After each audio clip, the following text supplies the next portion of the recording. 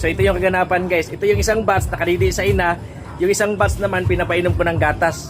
Kasi sabay-sabay lang nagugutom guys eh. Hindi naman pwede sabay-sabay ilagay dito dahil kapos naman yung didi ng ina. Update lang guys dito sa aking mga biik. So ito guys, so hinati ko sila ng dalawa. 15 lang yung kanyang didi. Pinanganak ba naman 19? Kaya kailangan talagang alalayan guys. Ito yung gatas na gamit ko sa kanila guys. Pambiik talaga ito. Malaking tulong din talaga ito sa akin guys. Kasi pag wala ito, hindi ko alam kung paano ito mabubuhay. Kasi pagka sabay-sabay ito nagugutom guys, alam mo talaga na talagang gutom na sila eh. Kaya lang kapos yung gatas ng ina eh. Kaya kailangan ko talaga ito guys. Sana loobin ng Panginoon sa tulong at awa niya makapag-survive ito lahat. So ito ang simpleng buhay ni Mr. Manglalakbay dito sa probinsya guys.